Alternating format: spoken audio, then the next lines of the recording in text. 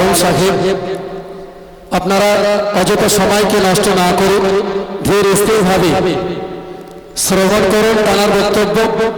ঠান্ডা মস্তিষ্কে যদি শোনেন দুটি কথা, অবশ্যই আশা করা যায় যে হযরতের বক্তব্যের ভিতরে যা কিছু আলোচনা রাখবেন তার থেকে কিছু উপকৃত হবেন। রাস্তাঘাটে যারা ঘোরাঘুরি করছেন, বাড়িতে বসে আছেন, সকলে পাক মাহফিলে চলে আসুন। একটু উচ্চ আওয়াজে ভক্তি করে দরুদ শরীফ আল্লাহুম্মা সাল্লি আলা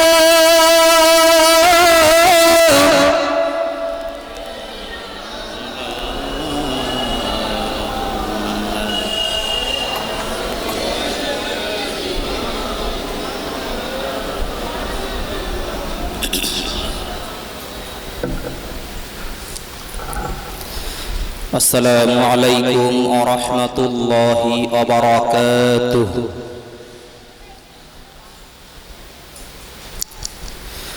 نحمده ونستعينه ونستغفره ونعوذ بالله من شرور أنفسنا ومن سيئات أعمالنا. من يهده الله فلا مضل له ومن يضلله فلا هادي له.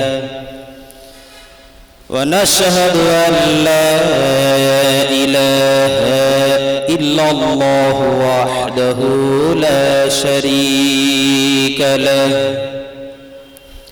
ونشهد أن سيدنا وحبيبنا ومولانا محمدا عبده ورسوله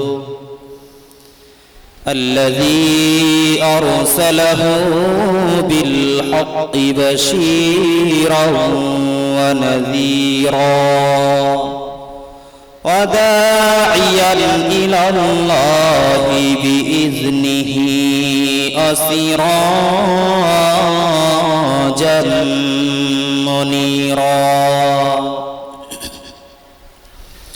فقد قال الله تعالى في كلام المجيد والفرقان الحميد: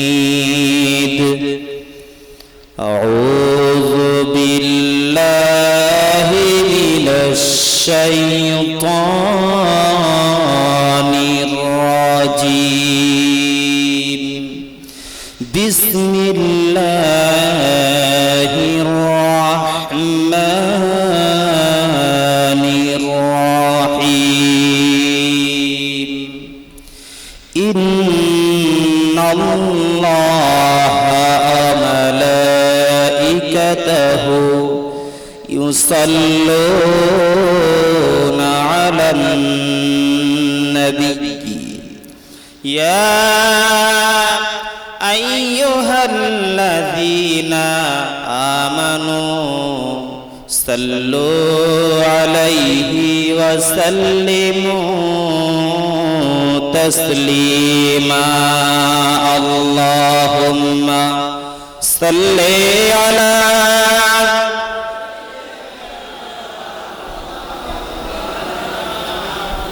وعلى آل سيدنا. একটু মহব্বত করে পড়ুন আল্লাহুম্মা সাল্লি আলা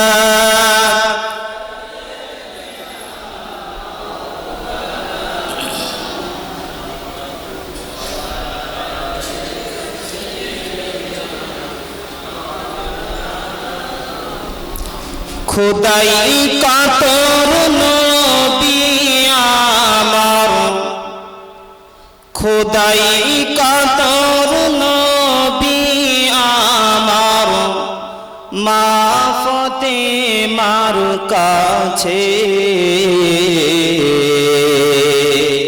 বলেন নবী ও ফাতেমা, বলেন নবী ও ফাতেমা খাবার কিছু আছে, নাই কো কিছু কন ফাতিমা, নাই কো খাবার কন ফাতিমা, নয়ন সান সাল, ওরে সাল্লি আলা মুহাম্মাদিন, সাল্লি আলা মুহাম্মাদিন, বল সকলে বল আল্লাহুম্মা সাল্লি আলা।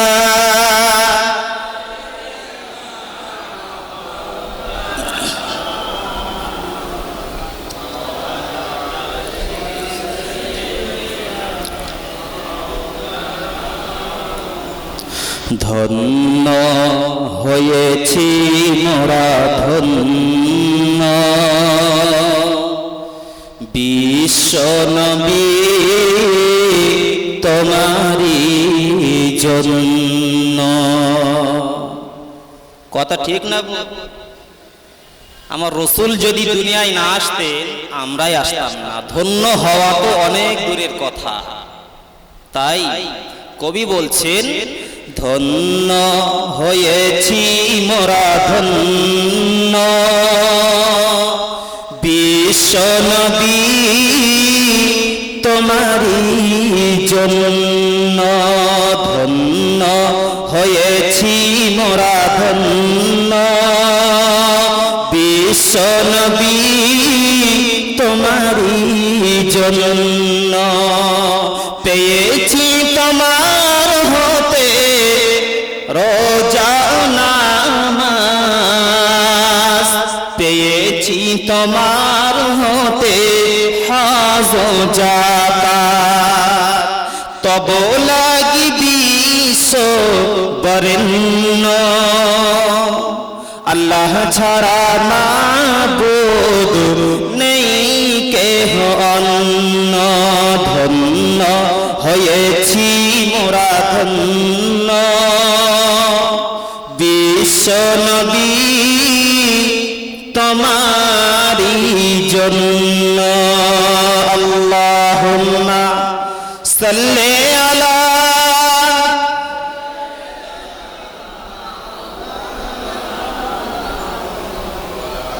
ওয়ালা আলি সাইয়্যিদিনা। একটু জিকির করি, লা ইলাহা ইল্লাল্লাহ, লা ইলাহা, লা ইলাহা ইল্লাল্লাহ, লা ইলাহা।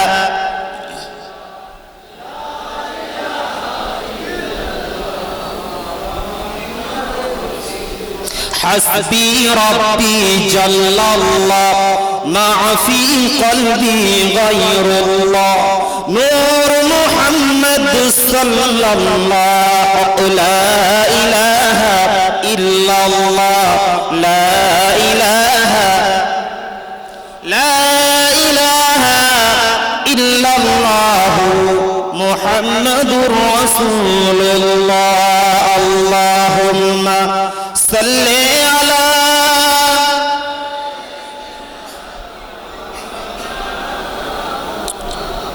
وعلى آل سيدنا।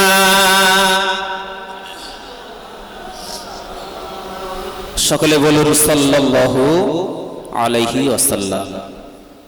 শুরুতে আমরা প্রশংসা জানাই সেই আল্লাহ রাব্বুল আলামিনের দরবারে, যিনি আমাদের সকলকে বিশ্ব নবীর শানে, বিশ্ব নবীর মহব্বতে এই মিলাদুন নবীর জলসা দেওয়ার এবং কায়েম করার সুযোগ দিয়েছে।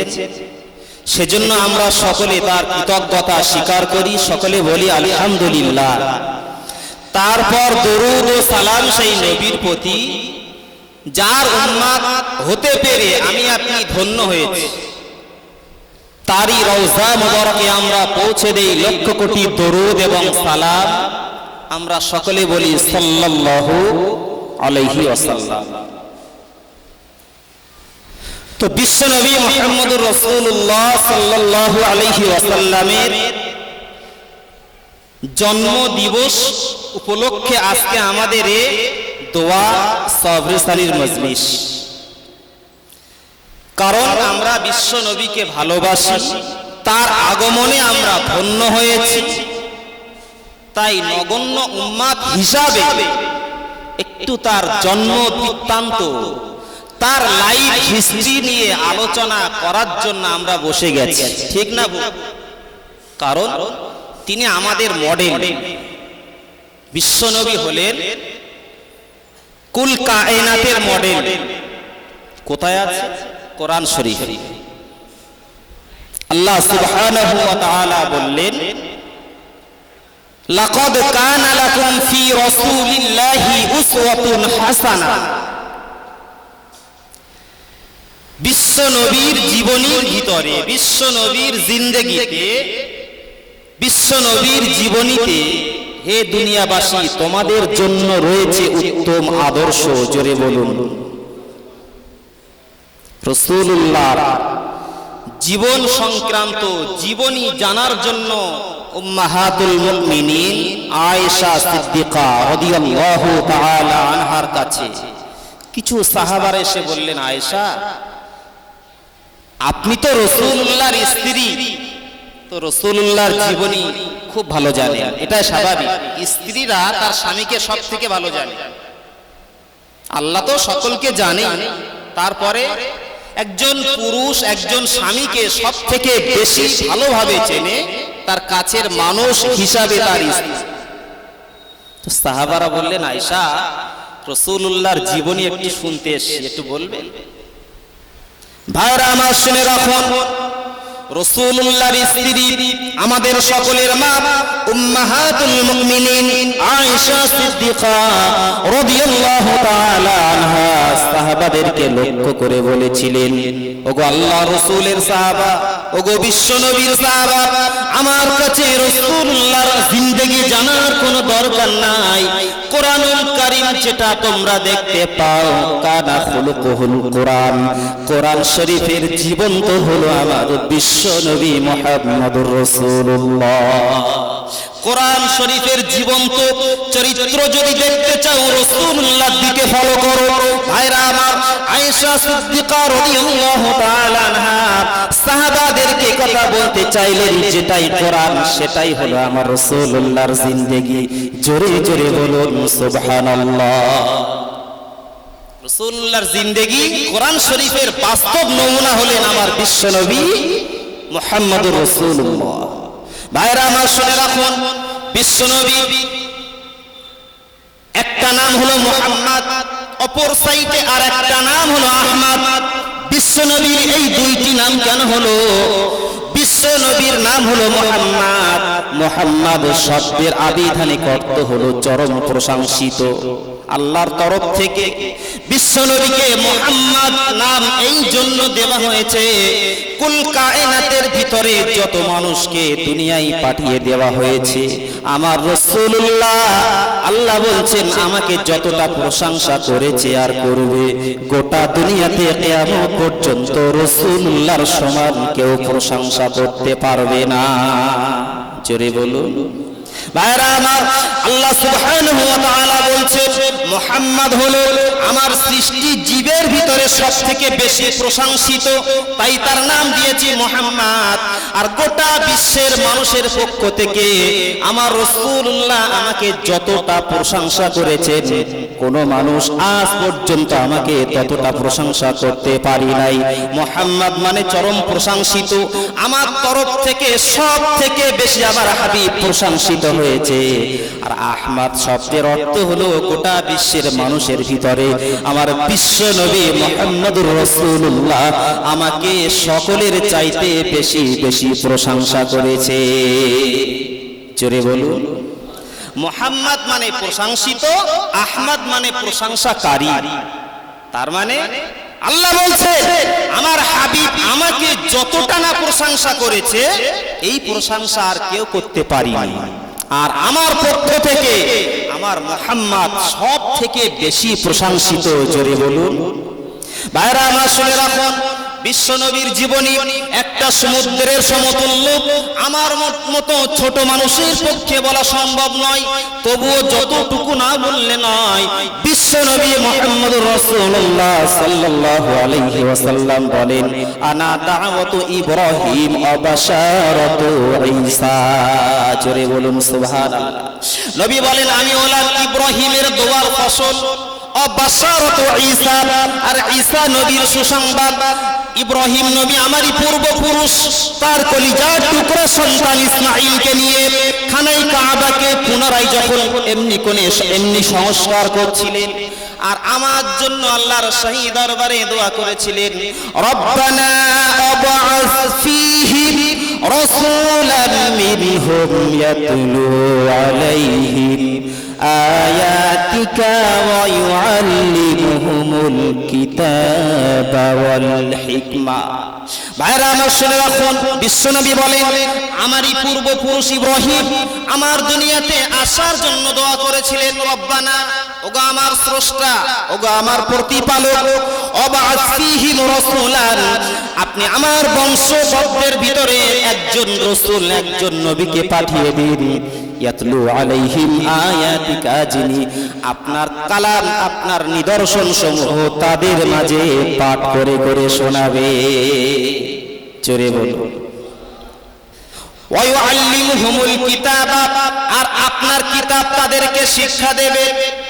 ওয়া ইউআল্লিমুহুমুল কিতাবা, আপনার কিতাব শিক্ষা দেবেন, ওয়াল হিকমাতা, হিকমত শিক্ষা দেবেন, ওয়া ইউযাক্কিহিম, আর তাদেরকে শুদ্ধ করে দেবেন। ওগো রব্বুল আলামিন, সে একজন সুপুরুষ, মহাপুরুষ, একজন জগৎ শ্রেষ্ঠ রাসূল আমার বংশের ভিতরে আপনি পাঠিয়ে দিন।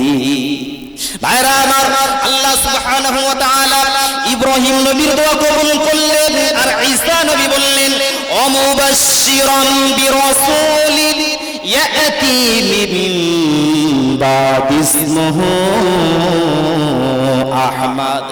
আমি হলাম একজন নবী, আমি হলাম ঈসা নবী, আর আমার পরে যে রাসূল, যে নবী দুনিয়াতে আসবেন তার নাম হবে আহমদ। পায়রা আমার, ঈসা নবী আমার বিশ্ব নবীর সুসংবাদ দুনিয়ায় দিয়ে গিয়েছিলেন। বন্ধুগণ আমার, বিশ্ব নবী আমার তার মায়ের পেটে চলে আসলেন। অনেক ইতিহাস ইত্যাগ্রে আমার পূর্বে অনেক কিছু শুনেছেন, তবুও যেগুলো বলা হয়নি বলে মনে করি সেগুলো বলার চেষ্টা করছি। তারপরেও যদি ইত্যাগ্রে শুনে থাকেন, মেহেরবানি করে ক্ষমার নজরে থাকবে। ভাইরা আমার, বিশ্বনবী মুহাম্মদুর রাসূলুল্লাহ তার মায়ের উদরে চলে আসলেন। এমন আমার রাসূলুল্লাহর কপাল, বিশ্বনবী মায়ের পেটে আসার আগে এমনি করে 6 মাস পূর্বে বিশ্বনবীর আব্বা দুনিয়া থেকে জন্মের মতো বিদায় নিয়েছে। এতিম আমার সমাজে অনেক আছে, কিন্তু গোটা ওয়ার্ল্ডে আমি মনে করি আমার রাসূলুল্লাহর মতো এতিম আর ছিল না, আর আসবেও না। যদি বলেন মায়ের পেটে থাকা অবস্থায় আব্বা মারা গেলে, মা প্রসব করলেন সন্তানকে, 6টা বছর হতে না হতে মা মারা গেলেন। বাপ নাই, মা নাই, দাদুর দায়িত্বে পড়ে গেলেন আব্দুল মুত্তালিব। লালন পালন দেখভাল করতে শুরু করলেন। 8 বছর বয়স হতে না হতে জনমের মতো দাদু ভাই বিদায় নিয়ে চলে গেলে। বাপ নাই, মা নাই, দাদু চলে গেলেন। আব্দুল মুত্তালিবের দায়িত্বে আমার বিশ্বনবী।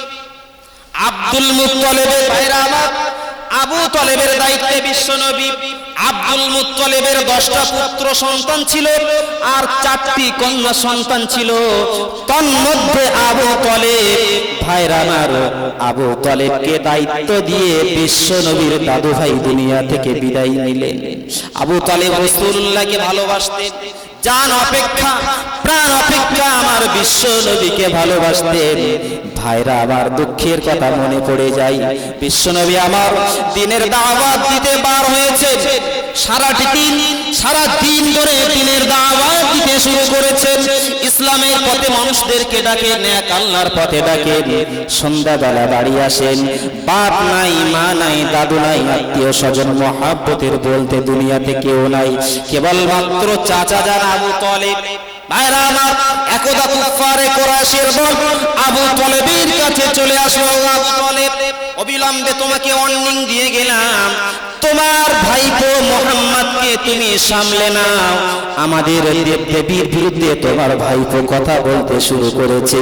ওগো আবু তলেব, তোমার ভাইপো তার কাজ যদি বিরত না করে দেয়, অবশ্যই শুনে রেখে দাও, আমরা তোমার বিরুদ্ধে যুদ্ধে নেমে যাব। আবু তলেব, তোমার ভাইপো ভালো, সৎ, আল-আমিন, তারপরে আমাদের ধর্মের বিরুদ্ধে বিষোদ্গার করছে। সাবধান হয়ে যাও, যদি তুমি পারো তোমার ভাইপোকে তুমি বোঝানোর চেষ্টা করো, নচেত আমরা যদি তোমার বিরুদ্ধে নেমে যাই তুমি সামলাতে পারবে না। ভাইরা আমার, বিশ্বনবী আমার দিনের দাওয়াত ছেড়ে বাড়িতে চলে আসলেন। আবু তালেব বিশ্বনবীকে ডাকলেন, বাবা মুহাম্মদ, তোমার বিরুদ্ধে আমার কাছে মক্কার কুফারে কুরাইশের দল বদনাম করে গেছে, তোমার বিরুদ্ধে অভিযোগ করে গেছে, তুমি নাকি এক আল্লাহর পথে ডাকো, তাদের ধর্মের বিরোধিতা করো। ওগো মুহাম্মদ, আমি হয়তো তোমার পাশে বেশিক্ষণ আর দাঁড়িয়ে থাকতে পারবো না, কেননা কুফারে কুরাইশের দলেরা ব্যাপক শক্তিশালী, একা তাদের বিরুদ্ধে হয়তো ঝাঁপিয়ে পড়তে পারবো না। মুহাম্মদ, মনে হয় তোমার চিন্তা ভাবনা একটু চেঞ্জ করলে ভালো হয়। ভাইরা আমার, বিশ্বনবী বলেছিলেন, চাচা যান, আমার বাপ নাই, মা নাই, দাদু নাই, আত্মীয় স্বজন মহাব্বতির বলতে এই দুনিয়াতে কেউ নাই, তবু আমার বিশ্বাস রয়েছে আপনি আমার চাচা যান, আমার পাশে দাঁড়িয়ে থাকবেন, আমাকে মহাব্বত করবেন, ভালোবাসবেন, আমার উপরে কেউ লাঠি মারলে আপনি তাকে আঘাত করবেন। কিন্তু চাচা যান, আপনি যখন আমার থেকে সরে যেতে চাইছেন, তবুও শুনে রাখুন, মুহাম্মাদের যতক্ষণ জান রয়েছে, প্রাণ রয়েছে, মুহাম্মদ সাল্লাল্লাহু আলাইহি ওয়াসাল্লাম যে কাজের জন্য দুনিয়ায় এসেছে, ওগো আমার চাচা যান আবু তালেব, আমি যে কাজের জন্য দুনিয়াতে এসেছি, আমি যতক্ষণ বেঁচে থাকবো চাচা যান, আপনি আমার পাশে থাকেন আর নাই বা থাকেন, আমার কাজ একটা মুহূর্তের জন্য আমি বন্ধ দেব না। জোরে বলুন। ভাইরা আমার, আবু তালেব কথাটা শুনলেন, শুনে মুহাম্মদকে ডেকে বললেন, বাবা, আমি তোমাকে দ্ব্যর্থহীন ভাষায় আজকে জানিয়ে দিলাম, যাও, তুমি চলে যাও, ইসলামের পথে তুমি সারা দিন সারা রাত যখন খুশি কলেমার দাওয়াত দিতে শুরু করো, আমার কাছে তোমার বিরুদ্ধে ওরা অভিযোগ করে গেছে, তাতে কি হয়েছে? ওগো বাবা মুহাম্মদ, সত্যি আমি ছাড়া আপন তোমার আর দুনিয়াতে কেউ নাই, বাপ নাই, মা নাই, দাদু নাই, আমার আব্বা জান তোমাকে আমার দায়িত্বে দিয়ে জনমের মতো বিদায় নিয়ে চলে গেছে। ওগো বাবা মুহাম্মদ, আজ থেকে তুমি চলে যাও, নিশ্চিন্তায় নির্ভয়ে ইসলামের দাওয়াত দিতে শুরু করো, আমি আবু তালেব যতক্ষণ বেঁচে আছি দেখে নিতে চাই তোমাকে কে আঘাত করে। জোরে বলুন। এই চাচা যান আমার বিশ্বনবীকে কতটা ভালোবাসতেন, যেখানে মুহাম্মাদের চতুর্দিকে শত্রু, জানে দুশমন, জানকে বাজি রেখে বিশ্ব নবীকে আমার ছায়ার মতো ছায়া করেছেন যে চাচা যান। ভাইরা আমার, কলেমা তার পড়া হলো না, নসিবটা বড় মন্দ। আবু তালেব মৃত্যু শয্যায় শায়িত, হাইরে পোড়া কপাল, যে চাচা আমাকে জান অপেক্ষা ভালোবাসতেন, চতুর্দিকে আমার শুধু শত্রু আর শত্রু, সেই সময় আমাকে নিয়ে বাজি রেখে যিনি আমার পাশে ছায়ার মতো দাঁড়িয়েছিলেন, ওই চাচা আজকে মরণাপন্ন অবস্থায় দাঁড়িয়ে আছে। ওগো রব্বুল আলামিন, আমার চাচা যদি বিনা কলেমায় ইন্তেকাল করে, আমি মুহাম্মদ কিভাবে সইতে পারবো না। ভাইরা আমার, আবু তালেব মৃত্যু শয্যায় শায়িত, বিশ্ব নবী আবু তালেবের মাথার কাছে চলে গেছে। ওগো আমার চাচা যান, আপনি আমাকে অত্যন্ত ভালোবাসতেন, মহাব্বত করতেন, আর আমিও আপনাকে ভালোবাসি, কিন্তু আমার দুঃখে বুকটা ফেটে যায় এই জায়গায়, যদি আজ বিনা কলেমায় আপনার দাফন হয়ে যায়, আপনি ইন্তেকাল করেন, মারা যান, কিয়ামতের দিন মুসিবতের সময় আপনি চাচা বলে আপনাকে সুপারিশ করতে পারবো না। কেন? যিনি কলেমা পড়েননি তার জন্য সুপারিশ করা রাসূলুল্লাহর জন্য জায়েজ নেই। ওগো আমার চাচা যান, একটাবার কলেমা পড়ে নিন, আমি বিশ্বনবী জান্নাতের জমিনদার হয়ে যাব। ভাইরা আমার, আবু তালেব মুখটা ঘুরিয়ে নেয়। কি করুন ইতিহাস কোরআন শরীফের ভিতরে সাক্ষী দিয়েছে আল্লাহ সুবহানাহু ওয়া তাআলা। বিশ্বনবী আবার আবু তালেবের মুখের দিকে চলে যান, তার বুকটা ভেসে যায় দুঃখে, চোখ দুটো তার চোখ থেকে দরদর করে পানি বেরিয়ে আসার উপক্রম, বুক দুঃখে বুকটা ফেটে যায় যে চাচা আমাকে এতটাই ভালোবেসেছেন, আজকে বিনা কলেমায় আমার চাচার যদি মরণটা হয়ে যায়, এই চাচা জাহান্নামে চলে যাবে, আমি সইতে পারবো না। ওগো চাচা যেন একটা বার পড়ুন কলেমা শরীফ, কিছুই করতে হবে না, আমি বিশ্ব নবী আপনার জন্য জান্নাতের জামিনদার হয়ে যাব। ভাইরা আমার, পাশেই দাঁড়ানো ছিল কুফারে কুরাইশের দল, তারা চিৎকার করে বলেছিল, আবু তালেব আজকে তুমি এই মৃত্যুর প্রাক্কালে তোমার ভাইপো তোমার ভাতিজার হাত ধরে কলেমা পড়ে যদি মুসলমান হয়ে যাও, গোটা বিশ্বের ইতিহাসে তোমার নামে কলঙ্ক লেপন করা হবে। আবু তালেব মৃত্যুর ভয়ে মুহাম্মাদের হাতে হাত দিয়ে কলেমা পড়ে মুসলমান হয়ে গেছে। ভাইরা আমার, আসলে ডিম যদি হয় পচা, ওই ডিমে তা দিলে বাচ্চা হবে না। ডিমে বাচ্চা ওঠার জন্য শর্ত রয়েছে, ডিমটাকে ভালো হওয়া লাগবে, ঠিক না ভুল? রাসূলুল্লাহ বারবার কিরাকিরি করছেন যাতে চাচা কলমা পড়ে। চাচা মুখটা ঘুরিয়ে নেয়, রাসূলুল্লাহ মুখের দিকে চলে যায়, চাচা মুখটা ঘুরিয়ে নেয়। আমার রাসূলুল্লাহর কষ্ট দেখে আল্লাহ সুবহানাহু ওয়া তাআলা কোরআনে কারীমের আয়াত নাযিল করে বললেন, ইন্নাকা লা তাহদি মান আহবাবতা ওয়ালাকিন্নাল্লাহ ইয়াহদি মান ইয়াশা। ওগো আমার হাবিব, দুঃখ নিতে হবে না, ভারাক্রান্ত হৃদয়ে বারবার তোমার চাচাকে কলেমা পড়ানোর চেষ্টা করলেও তোমার চাচা কলেমা পড়বে না। তুমি না জানলেও আমি আল্লাহ সুবহানাহু ওয়া তাআলা জানি কে কলেমা পড়বে আর কে পড়বে না। হাবিব, তুমি হয়তো জানো না, আমি জানি তোমার চাচা তুমি যত চেষ্টাই করো না কেন কলেমা পড়বে না, কারণ তার নসিবে কলেমা নেই, মারা গেলে। আবু তালেব মারা গেলেন, বিনা কলেমায় ইন্তেকাল করলেন।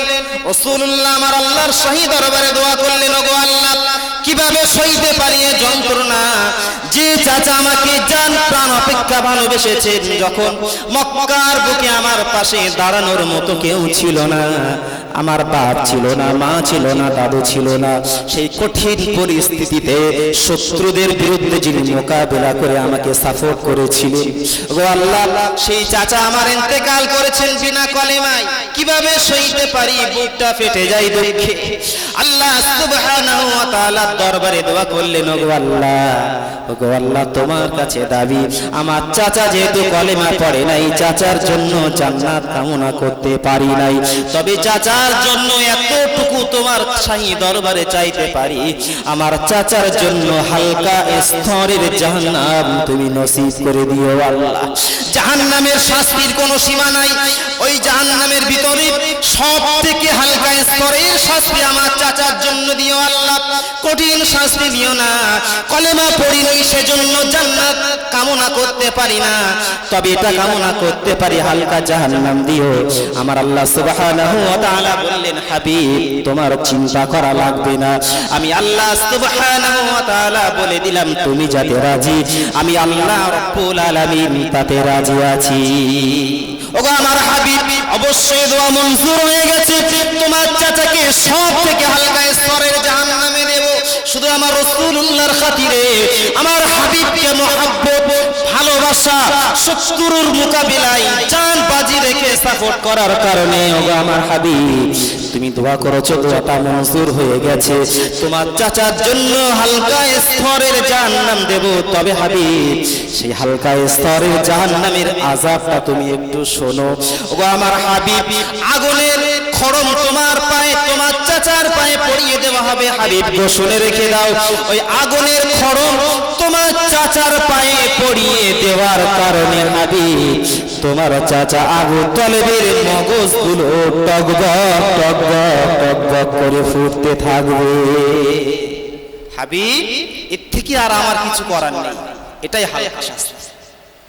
ভাইরা আমার, এই হলেন আমার বিশ্ব নবী, দুনিয়াতে এসেছিলেন গোটা বিশ্বের মানুষদেরকে জাহান্নামের পথ থেকে জান্নাতের পথে নিয়ে আসার জন্য। ভাইরা আমার, বিশ্বনবী আমার আল্লাহ সুবহানাহু ওয়া তাআলার দ্বীন ইলাহি প্রচার প্রসার করার জন্য দুনিয়াতে এসেছিলেন। তার গোটা লাইফটা এত সুন্দর ফুলের মতো পবিত্র। এই দুনিয়াতে যত মানুষ এসেছেন আর আসবেন কিয়ামত পর্যন্ত আমার রাসূলুল্লাহর মতো সুমহান চরিত্রের মানুষ আসমান জমিনের নিচে আর একটা ছিল না, আর কিয়ামত পর্যন্ত থাকবে না। ঠিক না ভুল? ভাইরা আমার, আল্লাহ সুবহানাহু হলেন এই দুনিয়ার মালিক, খালিক। আর ওই খালিকের সর্বশ্রেষ্ঠ সৃষ্টি হলেন আমার বিশ্বনবী। জোরে বলুন সুবহানাল্লাহ। কত সৃষ্টি রয়েছে, জিন সৃষ্টি, মানুষ সৃষ্টি, কুল কায়নাত তার সৃষ্টি। এই সৃষ্টি জীবের ভিতরে আমার বিশ্বনবী হলেন তার উত্তম সৃষ্টি। ভাইরা আবার রাসূলুল্লাহকে জিজ্ঞাসা করা হয়েছিল, ইয়া রাসূলুল্লাহ, ইয়া হাবিবাল্লাহ, আপনি কখন থেকে রাসূল ছিলেন একবার বলুন। বিশ্বনবী বলেন, ও আদামু বাইনাল মাই ওয়াত তিন, আদম যখন পানি আর মাটির মাঝে ছিল তার আগেও আমি বিশ্বনবী নবী রাসূল হিসাবে পরিগণিত ছিলাম। জোরে বলুন, আমি সকলের প্রথম সৃষ্টি হয়েছি, আবার সকলের লাস্টে দুনিয়াতে এসেছি। এটাই ছিল আল্লাহর হিকমত। ভাইরা আমার, বিশ্বনবীর বয়সটা যখন 40 বছর হয়ে গেল, হীরা পর্বতে চলে যান। বিশ্বনবী আমার কত কষ্ট করে সেখানে আল্লাহর আরাধনা উপাসনা করতে শুরু করলেন। ভাইরা আমার, সেখানে মানুষ সহজে পৌঁছাতে পারে না। বিশ্বনবীর মহব্বতের অত্যন্ত ভালোবাসার আদরের স্ত্রী খাদিজাতুল কুবরা রাদিয়াল্লাহু তাআলা আনহা অত্যন্ত গোপনে, অত্যন্ত আত্মগোপন করে, অত্যন্ত গোপনে বিশ্ব নবীর জন্য খাদ্য পাঠিয়ে দিতে লাগলে। জোরে বলো। 40 বছর যখন আমার বিশ্ব রাসূলুল্লাহর বয়সটা হলো, রাসূলুল্লাহ চলে গেলেন হীরা গুহায়। হাজিরা যায়, যারা হজ করে এসেছেন তারা জানেন অনেক উঁচুতে, তাই তো বাবু, ঠিক তো নাকি? সেখানে সাধারণ মানুষের পক্ষে পৌঁছানো খুব কঠিন। অনেক হাজিকে বলতে শুনেছি আমি উঠতে পারি, আর আমার রাসূলুল্লাহ উঠতেন। জোরে বলুন। শুধু তাই নয়, কয়েকটা মাস পার হয়ে গেল, খাদিজা জানকে বাজি রেখে বিশ্বনবীকে অত্যন্ত মহব্বত করতেন। খাদিজার ভালোবাসার কথা কি বা বলবো ভাইরা আমার। প্রথমেই বলেছি আমি, বিশ্বনবীর জীবনটা একটা মহাসমুদ্রের মতো বলে শেষ করা সম্ভব হবে না। তবে ইম্পর্টেন্ট কিছু কিছু মনে এসে যায়, তাই বলি একটু ধীর স্থির ভাবে শুনুন। বিশ্বনবীর স্ত্রী ছিল প্রথম স্ত্রী খাদিজা। বিশ্বনবীর বয়স আমার 25 বছর, খাদিজার বয়স হলো 40 বছর। ভাইরা আমার, অনেক লম্পট, অনেক দুশ্চরিত্রবান আমার রাসূলুল্লাহকে বিশ্বস্কার করে। বিশ্বনবী একাধিক বিবাহ করেছিলেন বলে, কিন্তু তারা যদি একবার বিশ্বনবীর বহু বিবাহের তাৎপর্য করে নিত, জনমের মতো রাসূলুল্লাহর দিকে আঙুল তোলার সাহস পেত না। জোরে বলুন। কারণ যে মানুষটার 25 বছর বয়সে 40 বছর একটি মহিলার সঙ্গে বিয়ে হচ্ছে, ভাবতে পারেন এ জামানায় কেউ করবে? আমার তো মনে হয় কেউ করবে। 1 বছর 2 বছর বয়স যদি বেশি হয় কত কথা। আর আমার রাসূলুল্লাহ বিয়ে করেছিলেন 40 বছর তার স্ত্রীর বয়স। ভাইরা আমার, খাদিজার মর্যাদার কথা আপনার সঙ্গে কি বলবো? ভাইরা আমার, খাদিজা ইন্তেকাল করার পরে বিশ্বনবী একটা দিনের জন্য খাদিজাকে বলতে পারতেন না। আয়েশা বলতেন, ইয়া রাসূলুল্লাহ, ইয়া হাবিবাল্লাহ, হুজুর আমরা তো তোমারই স্ত্রী আপনার। আর খাদিজা হলেন একজন বৃদ্ধা, তাকে কেন আপনি বলতে পারেন না? বিশ্বনবী বলেছিলেন, আয়েশা খাদিজার কথা বারবার আমার সঙ্গে বলবে না, তোমরা সকলেই আমার সুখের দিনের স্ত্রী। আর খাদিজা এমন সময়ে আমার স্ত্রী হয়েছিল যখন গোটা মক্কা শরীফে আমার পাশেই দাঁড়ানোর মতো কেউ ছিল না। জোরে বলুন। ভাইরা আমার, এই খাদিজাতুল কুবরা রাসূলুল্লাহর জন্য খাদ্য পৌঁছে দিতেন হীরা গুহায়।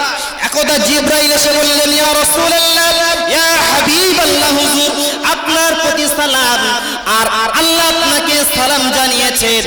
আর আপনার স্ত্রী খাদিজা যখন আসবেন আপনি বলে দেবেন আল্লাহ সুবহানাহু ওয়া তাআলা আপনার স্ত্রী খাদিজাকে সালাম দিয়েছে।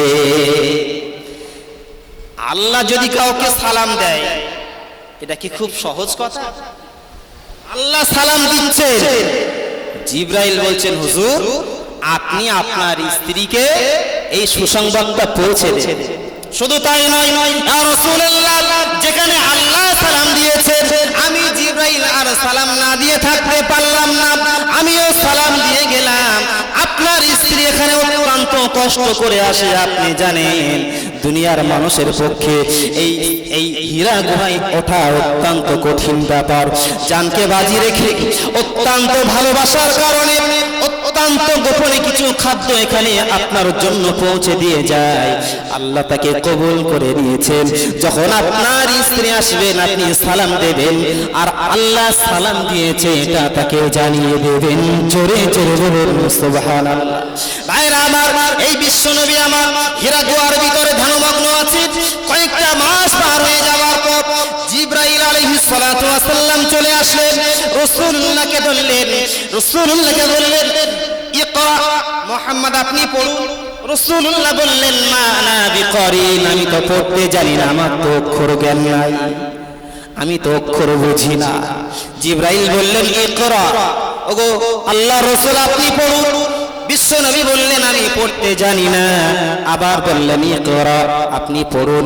তিনবার বলার পরেও বিশ্বনবী বারবার বলছেন মা আনা বিকরিন, আমি পড়তে জানি না, আপনি বললেও পড়তে পারবো না। ভাইরা আমার, এই কোরআনুল কারীম কিভাবে নাযিল হয়েছে এটা অত্যন্ত কঠিন ব্যাপার। আমরা সহজ মনে করে নিয়েছি এই কোরআন যখন রাসূলুল্লাহর প্রতি নাযিল হতো, ঠান্ডার সময়ও যদি নাযিল হতো। বুখারী শরীফের ভিতরে এসেছে অত্যন্ত ঠান্ডার সময় যখন কোরআনুল কারীম নাযিল হতো, রাসূলুল্লাহ ওহীর ভারের কারণে তার গোটা দেহটা ঘর্মাক্ত হয়ে যেত। আল্লাহর কালাম রাসূলুল্লাহর প্রতি দেওয়া হচ্ছে, এটা অত্যন্ত সহজ বিষয় নয়, খুব কঠিন। রাসূলুল্লাহকে যখন বলা হলো ইকরা, হে রাসূল আপনি পড়ুন, চারবারের মাথায় জিবরাইল আলাইহিস সালাতু ওয়াস সালাম আমার রাসূলুল্লাহকে এমনি করে কোলাকুলি করে একটু হালকা চাপ দিলেন। আমার রাসূলুল্লাহ বললেন ইকরা বিসমি রাব্বিকাল্লাযী খালাক, খালাকাল ইনসানা মিন আলাক, ইকরা রাব্বুকাল আকরামুল্লাযী আল্লামা বিল কলাম। কোরআনে কারীমে সর্বপ্রথম 5টা আয়াত নাযিল হয়ে গেল। ভাইরা আমার, ইতিপূর্বে কোরআনুল কারীম নাযিল হয় নাই। সর্বপ্রথম যেদিন 5টা আয়াত নাযিল হয়ে গেল, বিশ্বনবী আমার ঘেমে গেলেন, ভীত সন্ত্রস্ত হয়ে গেলেন, ছুটে ছুটে খাদিজাতুল কুবরা রাদিয়াল্লাহু তাআলা আনহার ঘরে প্রবেশ করলেন। ওগো খাদিজা, আমার বড় ভয় হয়, একজন মানুষের মতো এসে আমাকে চাপ দিয়ে আমাকে বারবার পড়তে বলেছে একটা কথা, আমি পড়তে পারছিলাম না। এট লাস্ট আমাকে এমন ভাবে চাপ দিয়েছে, আমি পড়তে পেরেছি বটে, কিন্তু আমি অত্যন্ত ভীত সন্ত্রস্ত হয়ে গেছি। জাম্মিলুনি জাম্মিলুনি জাম্মিলুনি, খাদিজা জলদি করে কম্বল দিয়ে আমার গোটা দেহটা তুমি ঢেকে দাও। খাদিজা, আমার বড় কম্পন হচ্ছে, বড় ভয় হচ্ছে, আমার দেহটা ঢেকে দাও। কেন? আমি বলতে পারবো না, আমার খুব ভয় হচ্ছে, আগে ঢেকে দাও। ভাইরা আমার, কত কষ্ট করে রাসূলুল্লাহ আমার দুনিয়াতে তার জীবনটা চালিয়েছেন। খাদিজাতুল কুবরা রাদিয়াল্লাহু তাআলা আনহা বিশ্বনবীর দেহ মোবারক ঢেকে দিলেন। ঢেকে দেওয়ার পরে বেশ কিছুক্ষণ পরে রাসূলুল্লাহর কম্পনটা যখন বন্ধ হয়ে গেল, খাদিজাকে লক্ষ্য করে বললেন, খাদিজা রে, আমি অন্যান্য দিনের মতো ওই হীরা গুহায় চলে যেতাম, ওখানে বসে বসে আরাধনা করতাম, একাকিত্ব আমি পছন্দ করতাম। হঠাৎ আজকে এমন একটা জিনিস ঘটে গেল, ইতিপূর্বে কোনোদিন ঘটে নাই। একজন এসে আমাকে বারবার বারবার পড়তে বলেছে, পড়ুন ইকরা বিসমি রাব্বিকাল্লাযী খলাক, বারবার বলেছে, আমি পড়তে পারি নাই। এট লাস্ট আমাকে এমন ভাবে চেপে ধরেছে, আর আমার প্রতি সেই কথাটা পড়তে বলেছে, আমি পড়তে পেরেছি বটে, এখনো পর্যন্ত আমার কম্পন আমার বন্ধ হয় নাই।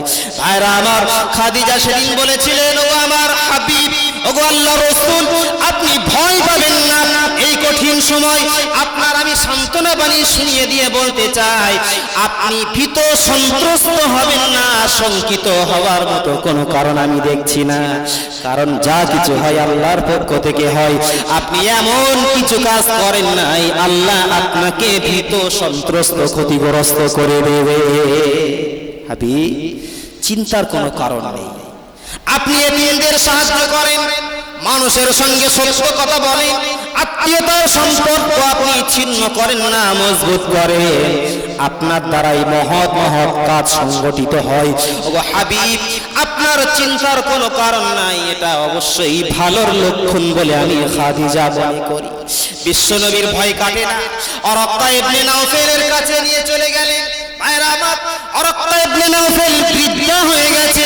খাদিজাতুল কুবরা রাদিয়াল্লাহু তাআলা আনহার চাচাতো ভাই ওরাক্কা ইবনে নাওফেলকে বলা হলো, গো ওরাক্কা, একটা বার বলো আমার স্বামী, আমার হাজব্যান্ড, এই বিশ্বনবী মুহাম্মদুর রাসূলুল্লাহ, তার জিন্দেগিতে এমন একটি ঘটনা ঘটে গেছে, ব্যাপারটা কি তুমি একটু খুলে বলো। ওরাক্কা কেন বলতে পারবেন? ওরাক্কা ইবনে নাওফেল ইতিপূর্বে আসমানি অনেক কিতাব পড়েছিলেন, বিশ্বনবীর জীবনী পড়েছিলেন, এসব ঘটনা তিনি জেনেছিলেন ইত্যাগ্রে। ওরাক্কা ইবনে নাওফেল বলেছিলেন, মুহাম্মদ, চিন্তার কোনো কারণ নাই, দুশ্চিন্তাগ্রস্ত হওয়ার কোনো কারণ নাই। আমি সাক্ষ্য দিয়ে বলছি বাবা মুহাম্মদ, তোমাকে ভীত সন্ত্রস্ত হওয়ার কোনো কারণ নাই। কারণ তুমি যে মানুষটাকে দেখেছিলে ওটা মানুষ নয়, ওটা হলেন আল্লাহর ফেরেশতা হযরতে জিবরাইল আলাইহিস সালাতু ওয়াস সালাম। জোরে বলো। ওগো বাবা মুহাম্মদ, এটা ভালো লক্ষণ, তোমার চিন্তিত হওয়ার কোনো কারণ নাই। তুমি হবে এ কুল কায়নাতের একমাত্র সর্বশ্রেষ্ঠ নবী এবং রাসূল। তবে আমার বুকটা ফেটে যায় মুহাম্মদ, অদূর ভবিষ্যতে তুমি দিনে দাওয়াত দিতে শুরু করবে, কিন্তু আমি ওরাক্কা ইবনে নাওফেল আমার জিন্দেগিতে তোমার হাত ধরে কলেমা পড়ার নসিব হবে কিনা আমার জানা নাই। মুহাম্মদ, আমি জানি না আমার সেই সৌভাগ্য আছে কিনা। ভাইরা আমার, ওরাক্কা ইবনে নাওফেল বলেছিলেন, ওগো মুহাম্মদ, আমার দুঃখে বুকটা ফেটে যায় যেই দিন তোমাকে মক্কা থেকে বার করে দেওয়া হবে। বিশ্বনবী বললেন, কি ব্যাপার, কি করব, কি অন্যায় করব যার জন্য বার করে দেওয়া হবে? ওরাক্কা ইবনে নাওফেল বলেছিলেন, কিছুই করবে না, শুধুমাত্র ইসলামের পথে মানুষদেরকে ডাকবে, তারই কারণে কুফারে কুরাইশের দল তোমার শত্রু হয়ে যাবে। ওগো বাবা মুহাম্মদ, এই সৎ পথের দিকে ডাকার কারণে গোটা কুফারে কুরাইশের ভিতরে অধিকাংশ কুফারে কুরাইশের দল তোমার বিরুদ্ধে ঝাঁপিয়ে পড়ে তোমাকে মক্কা ছেড়ে জনমের মতো তারা তাড়িয়ে দেবে। ভাইরা আমার, বিশ্বনবী মুহাম্মদ রাসূলুল্লাহ সাল্লাল্লাহু আলাইহি ওয়াসাল্লাম এই দুনিয়াতে এসেছিলেন। কোরআনে কারীম আল্লাহ সুবহানাহু ওয়া তাআলা বলছেন, ওমা আরসালনাকা ইল্লা রাহমাতাল লিল আলামিন। পড়েন সবাই, ওমা আরসালনাকা ইল্লা রাহমাতাল লিল আলামিন। আল্লাহ রাব্বুল আলামিন বলেন, আমি আমার হাবিবকে দুনিয়াতে পাঠিয়েছি এই কুল কায়নাতের জন্য রহমত স্বরূপ করে। ভাইরা আমার, ইতিপূর্বে যত রাসূলকে পাঠানো হয়েছিল প্রত্যেকটা রাসূলকে স্ব গোত্রের জন্য পাঠানো হয়েছে। মুসা নবীকে তার কওমের জন্য পাঠানো হয়েছে, ঈসাকে তার কওমের জন্য পাঠানো হয়েছে, দাউদকে তার কওমের জন্য পাঠানো হয়েছে, ইদ্রিস নবীকে তার কওমের জন্য পাঠানো হয়েছে, নূহ নবীকে তার কওমের জন্য পাঠানো হয়েছে। আর আমার রাসূলকে আল্লাহ পাঠিয়ে বললেন, কুল ইয়া আইয়ুহান নাসু ইন্নী রাসূলুল্লাহি ইলাইকুম জামিআ।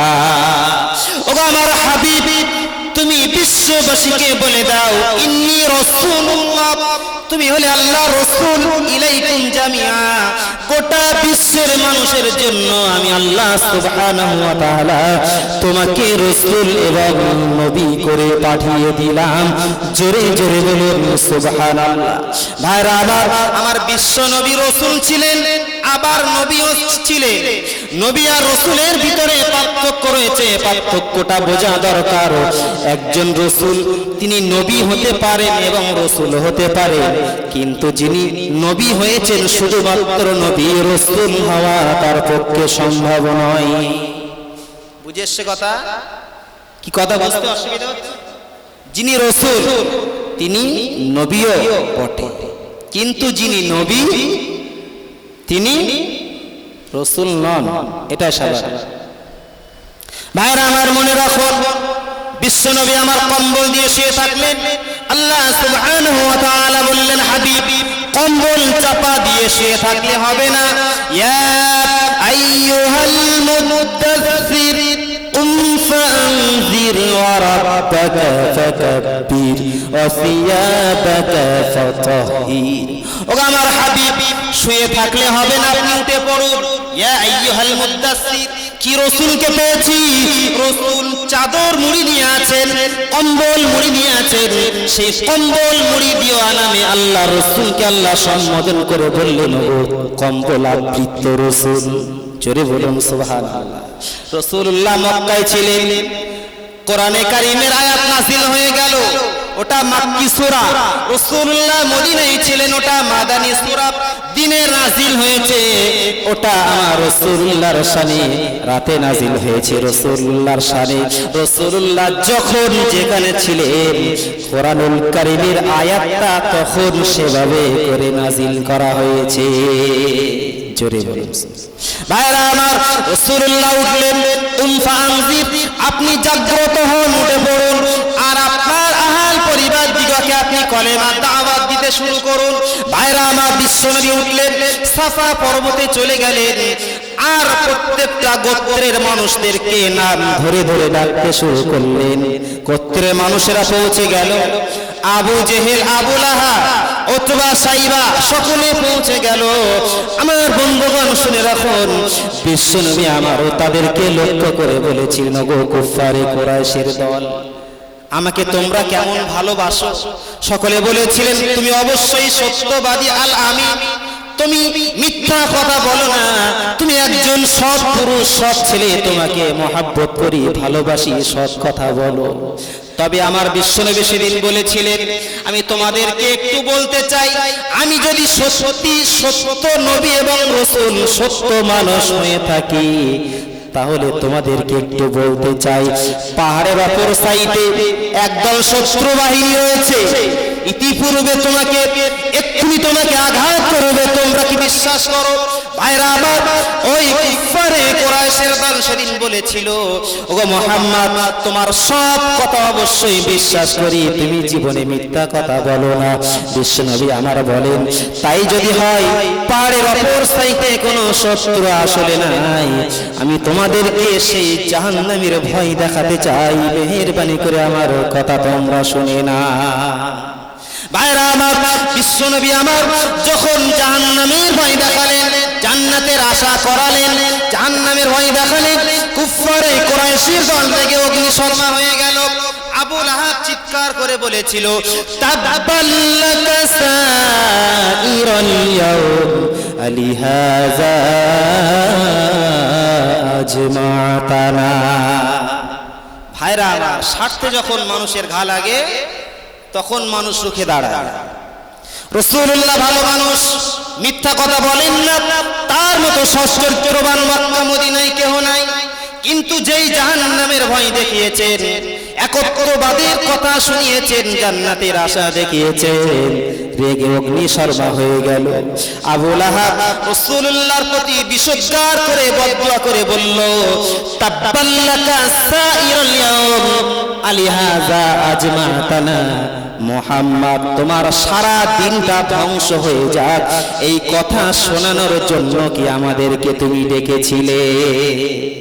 মুহাম্মদ এই কথা শোনানোর জন্য ডেকেছিলে? বদদুয়া করে বলল সারা দিনটা তোমার ধ্বংস হয়ে যাক। ভাই বদদুয়া করছে কে? আবু লাহাব। কার এগেনস্টে? রাসূলুল্লাহর এগেনস্টে, মানে কুজো চাই চিতে শুতে। ভাইরা আমার শুনে রাখুন, আবু লাহাব বদদুয়া করলো, দোয়া কবুল করার মালিক আমার আল্লাহ। আল্লাহ সুবহানাহু ওয়া তাআলা কোরআনে কারীমের আয়াত নাযিল করে বললেন, হাবিব শোনো শোনো, আবু লাহাব কিয়ামত পর্যন্ত তোমার যদি বদদুয়া করে দোয়া কবুল হবে না। বদদুয়া করে ওই কি সর্বনাশ হলো শোনো।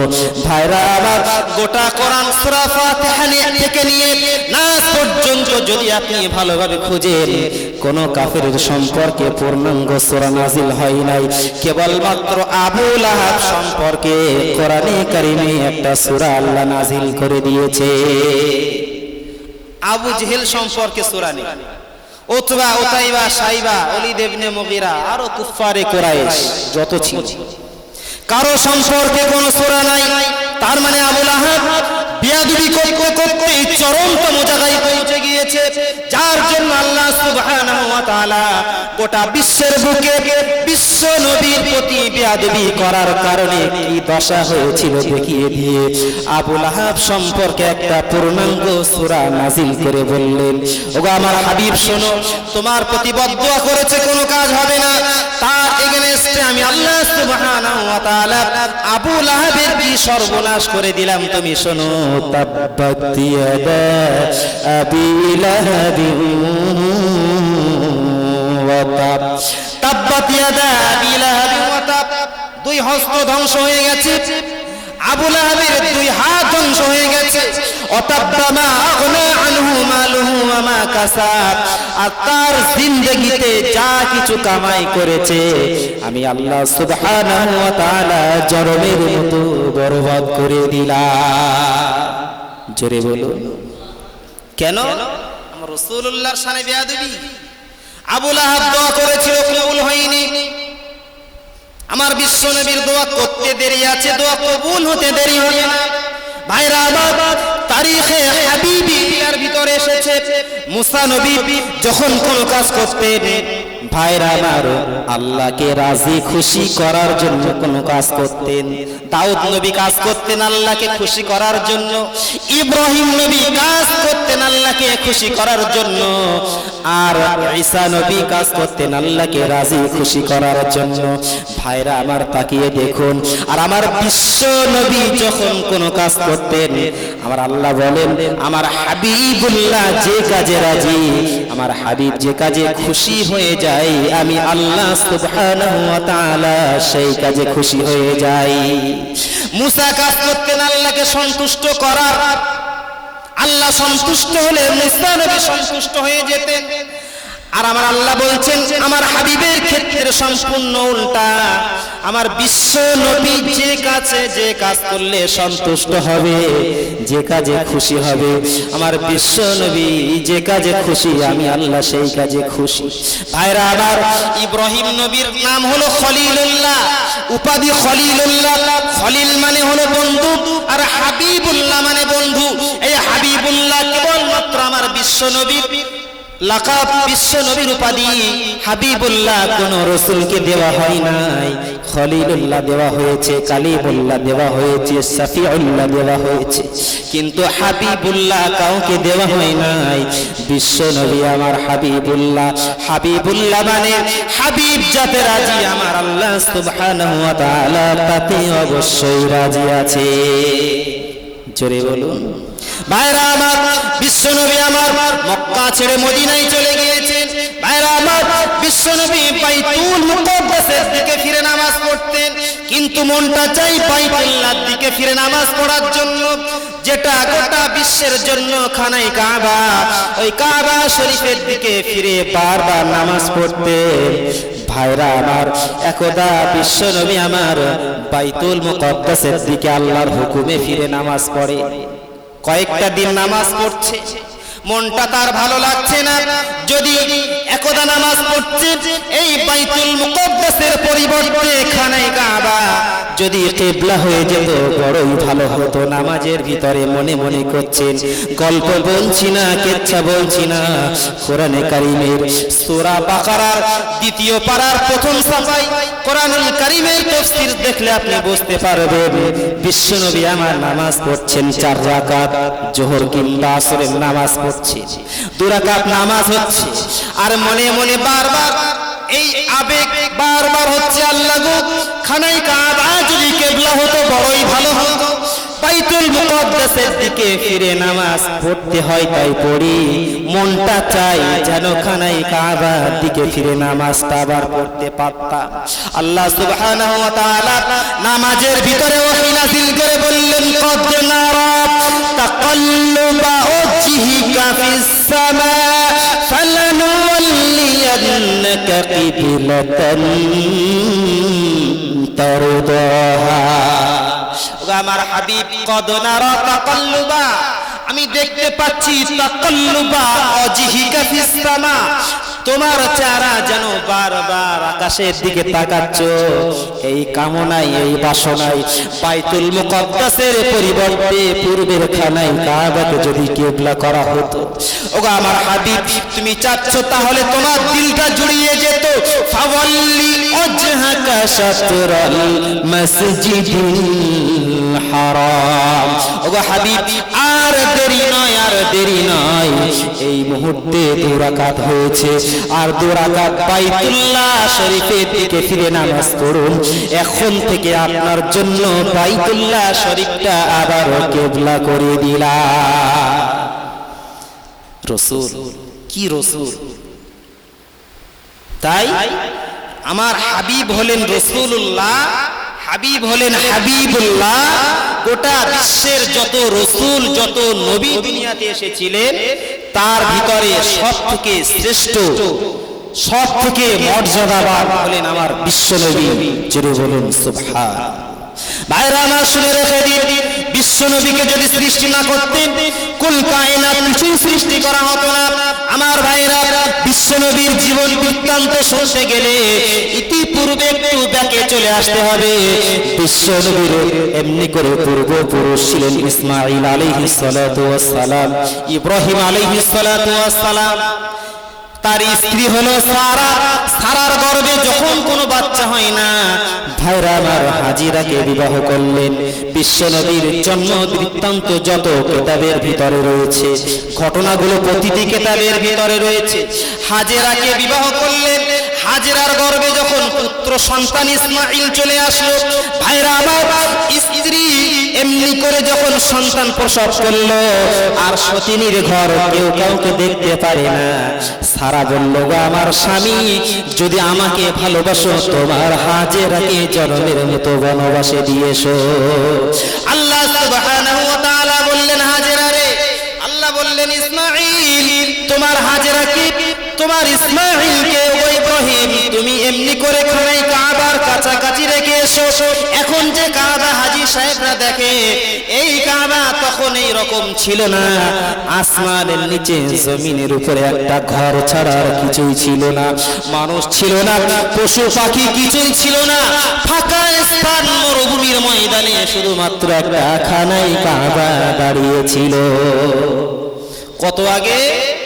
বহু আগে। বিশ্বনবী পূর্বপুরুষ ইব্রাহিম আলাইহিস সালাতু ওয়াস সালাম, তার স্ত্রী হাজেরা আর কলিজার টুকরা সন্তানকে নিয়ে অল্প অল্প পানি অল্প খাজুর নিয়ে খানায় কাবার কাছাকাছি রেখে আসলেন। ভাইরা আমার, স্ত্রীকে রেখে ইব্রাহিম নবী চলে আসছেন। স্ত্রী ইব্রাহিমকে লক্ষ্য করে বলেছেন, আমার স্বামী, আপনি কি নিজের ইচ্ছায় এখানে রেখে চলে যান না আল্লাহর হুকুমে রেখে যান? ইব্রাহিম নবী বলেছিলেন, ওগো আমার স্ত্রী রে, আমি নিজের ইচ্ছাই তোমাদেরকে রাখি নাই। যে আল্লাহ আমাকে সন্তান দিয়েছেন, সে আল্লাহর হুকুমে আজকে এখানে তোমাদেরকে রেখে গেলাম। আমার ভাইরা, আমাদের সমাজে কারো যদি সন্তান না হয়, বার্ধক্য অবস্থায় বৃদ্ধ অবস্থায় পৌঁছে যাওয়ার পরে যদি সন্তান জন্মগ্রহণ করে, যদি বুড়ো বয়সে একটা সন্তান হয়, ওই সন্তানের গায়ে কেউ যদি একটা টোকা মারে, আমরা কি সহ্য করব? বুড়ো বয়সে ছেলে হয় না করে একটা ছেলে হয়েছে, ওই ছেলেটা ওই মেয়েটা যদি কেউ একটু আঘাত করে, আমরা ছেড়ে দেব না। ভাইরা, আমরা ওই ইব্রাহিম নবীর যখন 80 বছর বয়স, সন্তান হয় না, আল্লাহ বললেন, ইব্রাহিম তোমার সন্তান হবে। ওগো আল্লাহ, কি করে সন্তান হবে আমি তো বুঝি না। আল্লাহ বললেন, ফাআলুল লিমা ইউরিদ। জোরে বলুন সুবহানাল্লাহ। আমি যদি ইচ্ছা করি কিছুই লাগে না, ঠিক না? আল্লাহ বললেন, আমি ইচ্ছা করেছি তোমাকে সন্তান দেব, তুমি বুড়ো হয়েছে, তাতে কি হয়েছে? তোমার সন্তান দেব। আমার ভাইরা ইব্রাহিমকে সন্তান দিলেন নাম ইসমাঈল। খানায় কাবার কাছাকাছি রেখে আসা হলো। ইব্রাহিম নবী বললেন, স্ত্রীরে, আমার নিজের ইচ্ছাই তোমাদেরকে রেখে যায় নাই। যে আল্লাহ এই 80 বছর বয়সে আমার কলিজা ছেঁড়া সন্তান দিয়েছেন, সে আল্লাহ অর্ডার করেছেন, আমাকে যদি বেশি ভালোবাসো তাহলে তোমার স্ত্রী, তোমার পুত্রকে তুমি তোমার নজরের আড়ালে রেখে চলে এসো। ভাইরা আমার, ইব্রাহিম নবী চলে আসলেন। অল্প খাজুর অল্প পানি যেটা দিয়ে এসেছিলেন যখন ফুরিয়ে গেল, ইসমাঈল ভাইরা আমার ছটফট করতে শুরু করেছে। পানি নাই, খাদ্য নাই, পানিও নাই, কিছুই নাই। হযরতে হাজেরার বুকটা শুকিয়ে যায়, স্তন শুকিয়ে যায়, তার পেট জ্বলে যায়, ক্ষুধার তাড়নায়, কিছুই নাই, মানুষ নাই, টেলিফোন নাই, যোগাযোগ নাই, কেউ নাই। খোলা আকাশের নিচে, জমিনের উপরে এখন যে কাবা শরীফ হাজী সাহেবরা দেখে, সেখানে রেখে চলে আসলে কেউ ছিল না। ভাইরা, হাজেরা আলাইহিস সালাতু ওয়াস সালাম পানির সন্ধানে সাফা পর্বতে চলে গেলেন।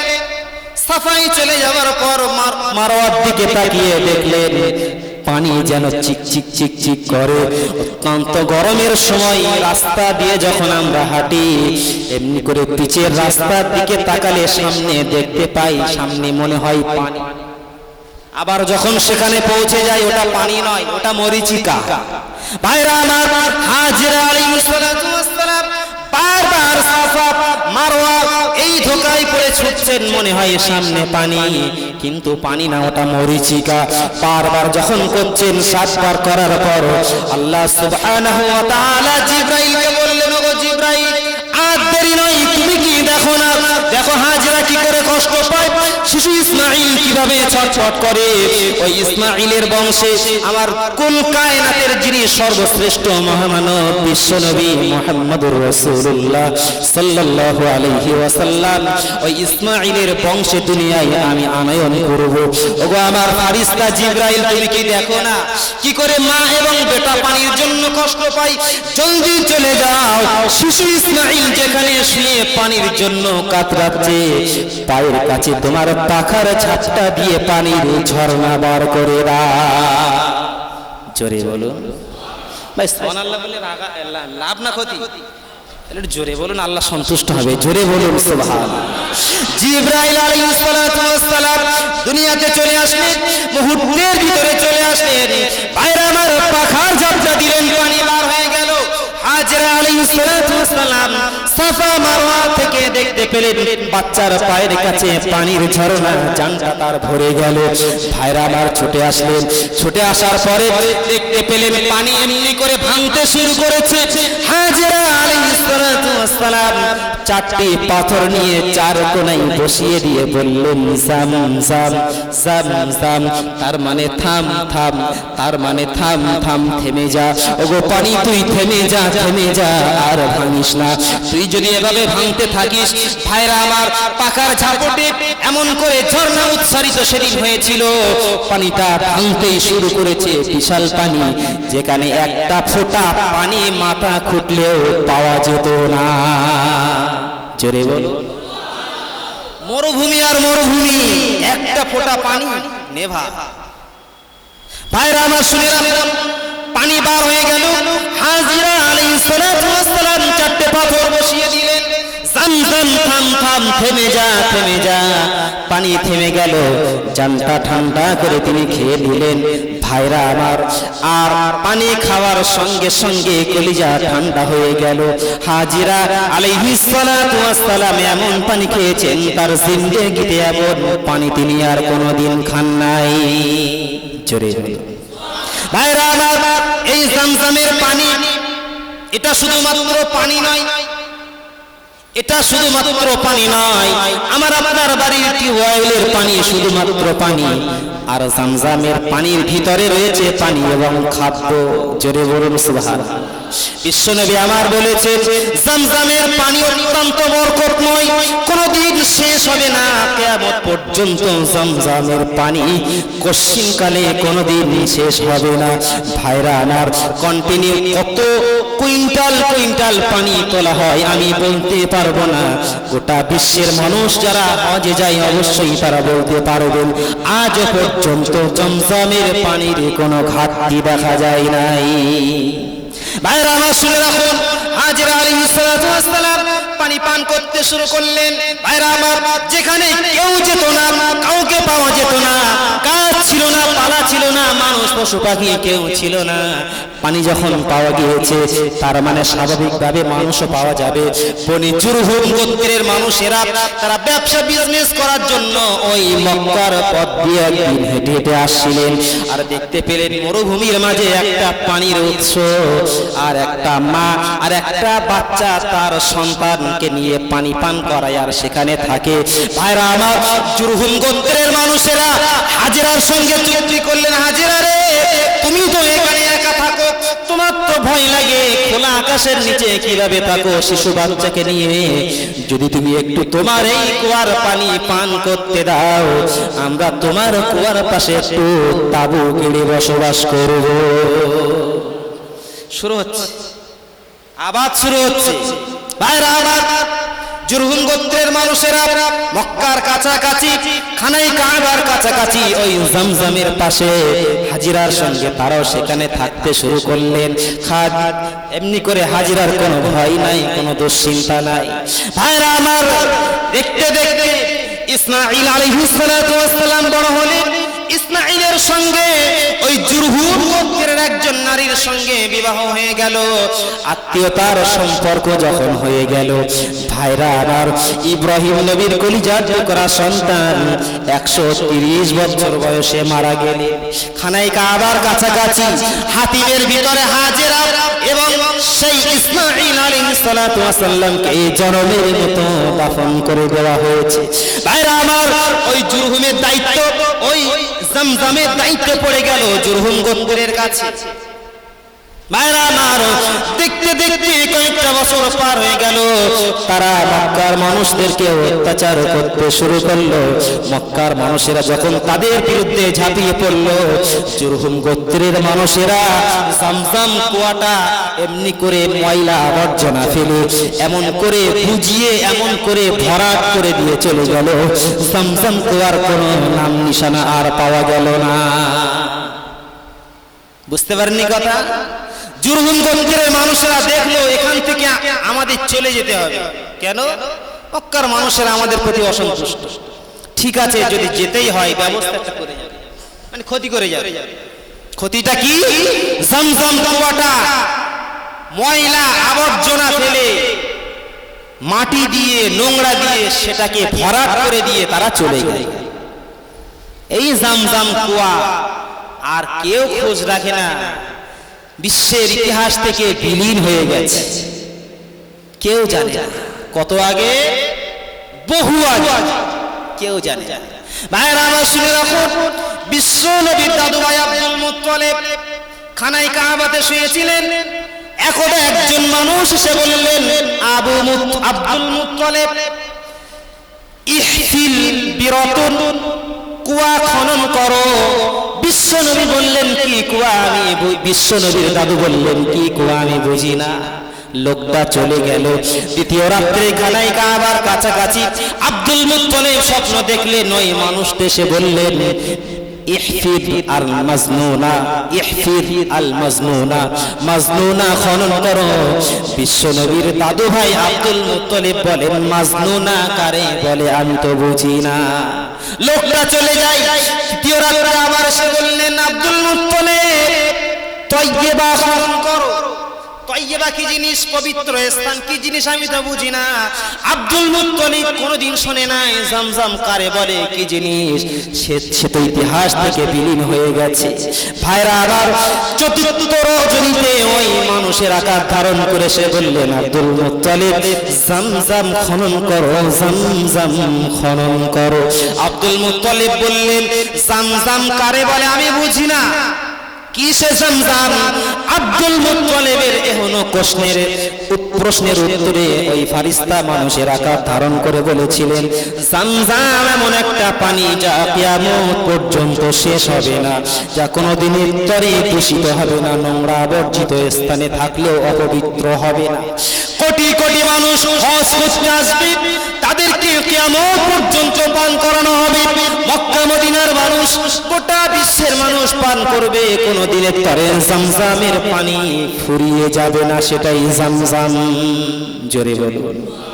আব্দুল মুত্তালিব বললেন, কোথায় আছে আমি তো জানি না। স্বপ্নের ভিতরে ফারিস্তা দেখিয়ে দিলেন, অমুক জায়গায় আপনি ওই জামজাম কুয়া খনন করুন। ভাইরা আবার আব্দুল মুত্তালিব একমাত্র কলিজার টুকরা সন্তান হারিসকে নিয়ে জামজাম কুয়া খনন করতে চলে গেলেন। কিন্তু একার পক্ষে ওই জামজাম কুয়া খননটা অত্যন্ত কঠিন হয়ে গিয়েছিল। যখন খুঁড়তে যাচ্ছিলেন কষ্ট হচ্ছিল।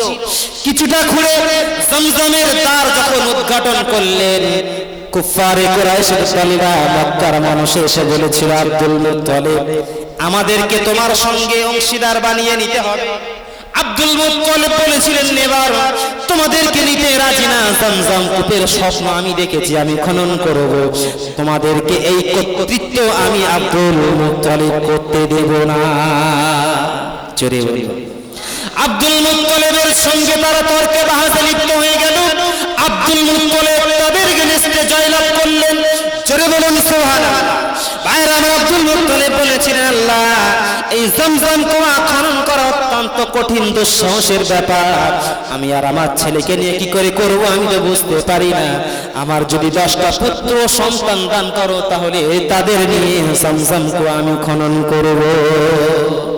ভাইরা 10টা পুত্র সন্তান আল্লাহ দিয়েছিলেন, আর 4টি কন্যা সন্তান দিয়েছিলেন আব্দুল মুত্তালিব। তারা যখন পর্যাপ্ত বয়সে পৌঁছে গেল, আব্দুল মুত্তালিব জামজাম কুয়া খনন করলেন। খুব সংক্ষেপে বলি, খনন করার পর হাতিমে কাবা, কাবার কাছাকাছি একটা জায়গা আছে, যে জায়গাটার নাম হলো হাতিমে কাবা, সেখানে শুয়েছিলেন। ফারিস্তা এসে বলছেন, আব্দুল মুত্তালিব তুমি বলেছিলে আল্লাহ আমার যদি 10টা পুত্র সন্তান হয়, তাহলে খানায় কাবা জামজাম কুয়া খনন করার পর একটা সুসন্তানকে আল্লাহ তোমার রাস্তায় জবাই করবে, এটা কি ভুলে গেছো? ভাইয়ের আমার আব্দুল মুত্তালিবের স্বপ্ন ভেঙে গেল। ছেলেদেরকে ডাকলেন, প্রত্যেকে চাচ্ছিল কুরবানি হয়ে যাবার জন্য, কারণ আল্লাহর রাস্তায় কুরবানি হতে কে না চায়। ভাইরা আবার আব্দুল মুত্তালিব এমনি করে কাকে কুরবানি দেবেন ঠিক করতে পারছিলেন না। সমস্ত ছেলেদের নাম লিখলেন, আমার ভাইরা লটারি করলেন, দেখা গেল বিশ্ব নবীর আব্বাজান আব্দুল্লাহর নামটা সেদিন ভেসে এসেছিল। সুবহানাল্লাহ বলবেন না? এখানে বলা ঠিক। বিশ্ব নবীর আব্বা যদি কুরবানি হয়ে যায়, রাসূলুল্লাহ আসবেন কোত্থেকে?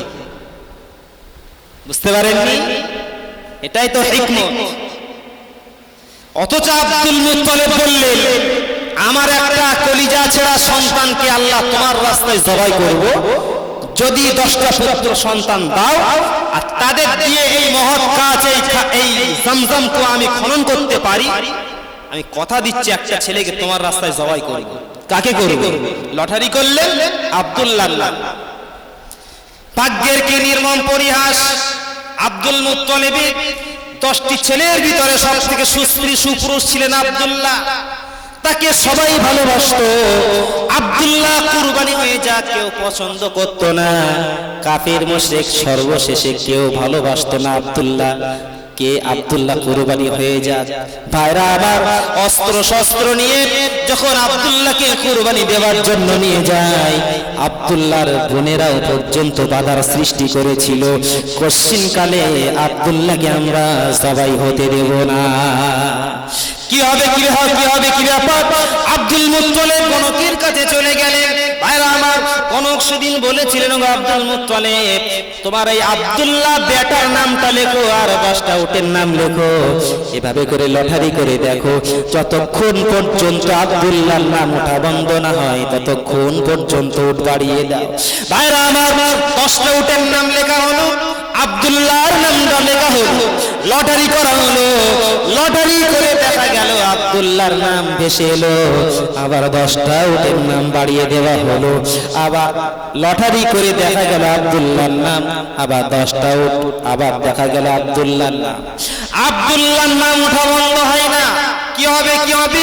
আর আমার এভাবে করে 100 পর্যন্ত যখন উটের সংখ্যা পৌঁছে গেল, তখন আমার আল্লাহ সুবহানাহু ওয়া তাআলা কত বড় মেহেরবান হিকমতওয়ালা, আমার বিশ্ব নবীর আব্বার নামের পরিবর্তে উটের নাম তুলে দিলে। চলে বলুন। আব্দুল মুত্তালিব সেই উটগুলোকে কুরবানি দিয়েছিলেন, জবাই করেছিলেন, মক্কার মানুষদেরকে খাইয়েছিলেন। আব্দুল মুত্তালিব এমনি অত্যন্ত দানী ভদ্র মানুষ ছিলেন। আব্দুল মুত্তালিব দানী মানুষ ছিলেন। 100 উট তিনি জবাই করে মক্কার মানুষদেরকে তিনি দান করেছিলেন। ভাইরা, বিশ্ব নবীর আব্বাকে আর কুরবানি হতে হলো না। বিশ্ব নবীর আব্বা যদি কুরবানি হয়ে যায়, রাসূলুল্লাহ কিভাবে আসবেন দুনিয়াতে? তাই রাসূলুল্লাহ বললেন, আমি হলাম এমন 2জন ব্যক্তির সন্তান যারা দুজনে আল্লাহর রাস্তায় জবাই হয়ে যাচ্ছিলেন। আরেকজন হলেন হযরত ইসমাঈল আলাইহিস সালাতু ওয়াস সালাম।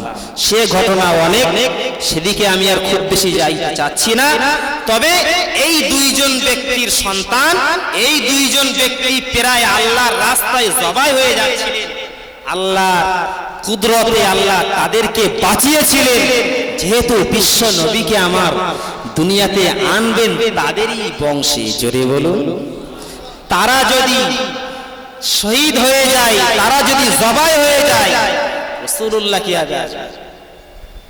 মায়েরা আমার শুনে রাখুন, বিশ্বনবী মুহাম্মদ রাসূলুল্লাহ সাল্লাল্লাহু আলাইহি ওয়াসাল্লাম হুজুরকে আল্লাহ সুবহানাহু ওয়া তাআলা গোটা বিশ্বের জন্য রহমত স্বরূপ করে পাঠিয়েছেন। বিশ্বনবীকে যদি দুনিয়াতে আল্লাহ না আনতেন, এই কুল কায়নাতকে কিছুই তিনি সৃষ্টি করতেন না। সৃষ্টি করতেন? কিছুই সৃষ্টি হতো না। আমি আপনি বিশ্বনবী মুহাম্মদ রাসূলুল্লাহ সাল্লাল্লাহু আলাইহি ওয়াসাল্লাম কত বড় রহমতওয়ালা নবী। ভাইরা আমার, বিশ্বনবী মুহাম্মদ রাসূলুল্লাহ সাল্লাল্লাহু আলাইহি ওয়াসাল্লাম কোন একটা যুদ্ধ থেকে ফিরছেন আর প্রতিমধ্যে তিনি অত্যন্ত ক্লান্ত শ্রান্ত হয়ে গেছেন। গাছের তলায় ছায়ায় আরাম করতে শুরু করলেন। অস্ত্রটা গাছে এমনি করে হেলান দিয়ে রেখে দিলেন। বিশ্বনবী শুয়ে আরাম করছেন। একজন কাফের এসে দেখলেন বিশ্বনবী ঘুমিয়ে পড়েছে। অস্ত্রখানা হাতে নিয়ে বললেন, মুহাম্মদ, ওগো বাবা মুহাম্মদ, আজকে আমার হাত থেকে তোমাকে কে বাঁচাবে? অমুসলিম ইহুদি মানুষটা বিশ্বনবীর জানে দুশমন, তরবারিখানা হাতে নিয়ে বিশ্বনবীকে বললেন, বাবা মুহাম্মদ, আজকে আমার হাত থেকে তোমাকে কে রক্ষা করবে? বিশ্বনবী আমার কোনো ভয় করলেন না, কারণ বিশ্বনবীর জান মাল ইজ্জত সব কিছু রয়েছে আল্লাহর জিম্মায়। আমার আল্লাহ রাব্বুল আলামিন বিশ্বনবীর জন্য জামিনদার হয়ে গেছে। বিশ্বনবী বললেন, আমার আল্লাহ আমাকে বাঁচাবে, আল্লাহ আমাকে বাঁচাবে। ও বেচারা বলেছিল, কে বাঁচাবে? বিশ্বনবী বললেন, আল্লাহ বাঁচাবে। ও বেচা মনে করেছিল বিশ্বনবী মুহাম্মদ হয়তো বলবে, বাবা তুমি আমাকে বাঁচাবে, যেহেতু তোমার হাতেই তরবারি। এ কথা না বলে বিশ্বনবী বললেন, আমার আল্লাহ সুবহানাহু ওয়া তাআলা আমাকে বাঁচাবে। তরবারিখানা হাত থেকে পড়ে গেল। ভাইরা আমার, বিশ্বনবী মুহাম্মদুর রাসূলুল্লাহ সাল্লাল্লাহু আলাইহি ওয়াসাল্লাম তরবারিখানা হাতে তুললেন। হাতে নেওয়ার পর ওই ইহুদির প্রতি উঁচু করে বললেন, এবারে বলো তোমাকে কে বাঁচাবে? বুঝতে পারে, এবারে তোমাকে কে বাঁচাবে? সে বলল, আপনি বাঁচাবেন। ভয়ে তার জানটা কেঁপে উঠলো। হুজুর আপনি বাঁচাতে পারেন, আপনার হাতে তরবারি। তার যেমন ঈমান। বিশ্বনবী বললেন, না, আমি কাউকে বাঁচাতে পারি না। দুনিয়ার কোন মানুষ কেউ কাউকে বাঁচাতে পারে না, কেউ কাউকে মারতে পারে না। জান যে আল্লাহর হাতে, হায়াত যে আল্লাহর হাতে, হায়াত মউত যে আল্লাহর হাতে, সে আল্লাহই বাঁচাতে পারেন, মারতে পারেন। আমি তোমাকে জান দিতে পারি না, বাঁচাতেই পারি না। যে আল্লাহ তোমার হাত থেকে আমাকে বাঁচিয়েছেন, আমার হাত থেকেও সে আল্লাহ তোমাকে বাঁচিয়ে নিতে পারে। লোকটা ভেবেছিল এটাই, যে আমি যখন মারতে চেয়েছিলাম মারতে পারিনি, তরবারি পড়ে গেছে, চেয়েছিলাম মারতে, মুহাম্মদ ঠিক আমাকে মেরেই ছাড়বে। এটা স্বাভাবিক। সে ভেবেছিল এটা আমাকে মারবেই মারবে। বিশ্বনবী আমার বলেছিলেন, হে আল্লাহর বান্দা, তুমি কি এখন মনে করো আমি তোমাকে মার্ডার করব? সে বলেছিল, অবশ্যই আমি এটাই তো ভেবে নিয়েছি, আপনি আমাকে মেরে দেবেন, বাঁচাতে পারেন না। কিভাবে বাঁচাবেন? আমি তো আপনাকে মারার জন্য বদ্ধপরিকর ছিলাম, আর হাত থেকে তরবারি পড়ে যাওয়ার পরে আপনি আমাকে বাঁচিয়ে দেবেন, এটা আমি বিশ্বাস করতে পারি না। আপনি আমাকে না মেরে ছেড়ে দেবেন। বিশ্বনবী আমার বললেন, ও আল্লাহর বান্দা, আমি তোমাকে মারবো না, তুমি নির্দ্বিধায়, নিশ্চিন্তায়, নির্ভয়ে বাড়ি চলে যাও। লোকটা ভেবেছিল এটাই, যে মুহাম্মদ হয়তো আমার সঙ্গে ঠাট্টা বিদ্রুপ করছে। বিশ্বনবী বললেন, কোনো চিন্তা নাই, নো টেনশন, তুমি নিশ্চিন্তায় তোমার বাড়িতে চলে যাও। আমি বিশ্বনবী কাউকে আঘাত করার জন্য দুনিয়াতে আসি নাই। ওই মানুষটা চলে যাচ্ছিল আর বারবার বিশ্বনবীর দিকে তাকাচ্ছিল, কি জানি পিছন দিকে মেরে দেয় কিনা, পিছন দিকে তরবারি ছুঁড়ে মারে কিনা। এমন মানুষ তো দুনিয়ায় কোনোদিন দেখিনি, যে মারতে গিয়েছিলাম মারতে পারি নাই, ওই মানুষটা সুযোগ পেয়েছে আমাকে না মেরে ছেড়ে দিয়েছে, এমন তো হয় না। ভাইরা আমার, বিশ্বনবী আমার তাকে আজাদ করলেন, তাকে ছেড়ে দিলেন, বললেন তুমি স্বাধীন, তুমি চলে যাও, তুমি নিষ্কৃতি, তোমাকে ছেড়ে দেওয়া হলো। ওই মানুষটা বাড়ির দিকে যাচ্ছিলেন আর ভাবছিলেন, হাইরে পোড়া কপাল, আমার নসিব মন্দ বলে এই মানুষটার হাতে এখনো কলেমা পড়তে পারলাম না।